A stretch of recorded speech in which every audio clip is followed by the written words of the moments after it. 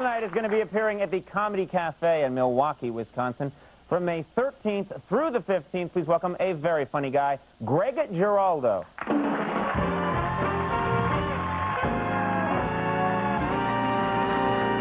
Thank you very much. Thank you, Conan. How's it going? Good to be here. New York City, huh? Supposed to be all cleaned up. It's still the most nightmare place to live. I'll tell you, true story just happened, right? I'm driving around 5 hours trying to find a bathroom. There's no public bathroom. There's no place to stop. There's no place to double park. Finally, I wind up at a gas station on Houston Street. I go running up to the counter. I said, "Excuse me, do you have a restroom I can use?" I swear to you, the guy looks right at me. He goes, "Only pee-pee, right?"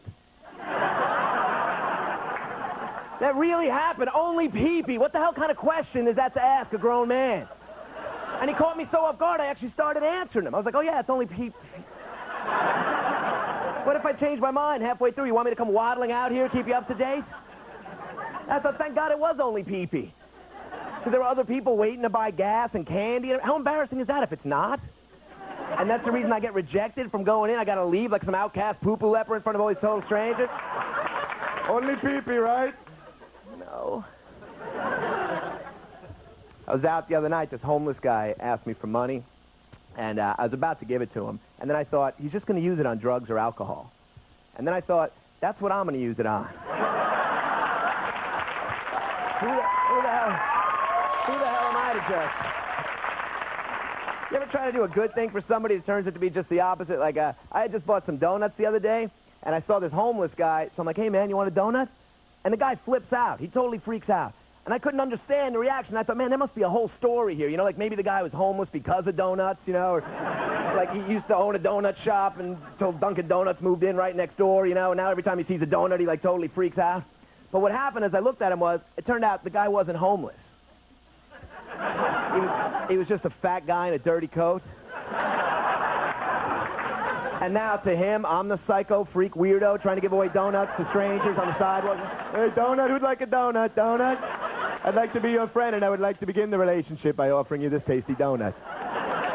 And because he was fat, he was sort of insulted, like I had chosen him for a specific reason. He's like, "What, I look like I need a donut, man?" And you can't really apologize in that situation, right? What was I going to say to him? "Nah, man, I wasn't making fun of you because I thought you were fat. I thought you were homeless." I didn't even realize how fat you are. I didn't mean to be insulting. Talk about my father a little. My father's insane. My father's Colombian. The guy, he thinks the whole world is out to, like, screw the Latin man, you know? He thinks everything's a conspiracy. You know what he hates right now? That Taco Bell dog.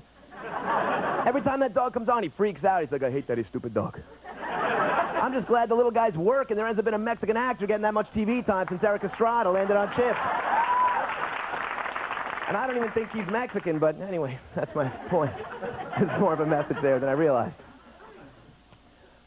You know what he says? He says that dog, it's like an insulting racial stereotype. He says it makes it seem like all Mexican people want to do is go to Taco Bell. What would he want the dog to say? "Yo quiero Taco Bell." But that's only one of the many interests that I have. I also enjoy bowling, and frozen yogurt is also very nice. I have a fiery passion for a hearty Chardonnay.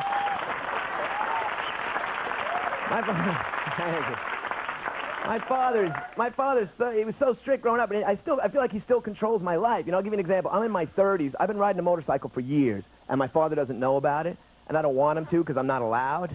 Meanwhile, at Christmas, somebody got me these leather chaps that you wear on the motorcycle in the wintertime, and I opened them up in front of my father. Great, now I got to pretend to be gay for the rest of my life.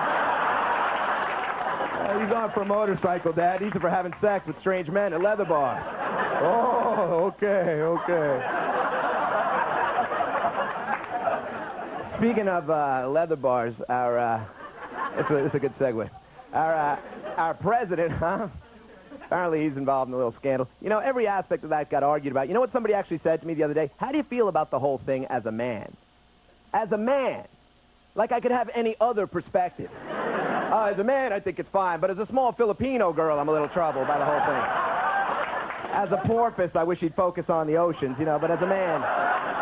People keep saying, what's the lesson to be learned? You know what the lesson is? That you're going to get caught, right? Nobody gets away with anything anymore. Look at Thomas Jefferson. The guy had illegitimate kids in the 1700s. They caught him last year.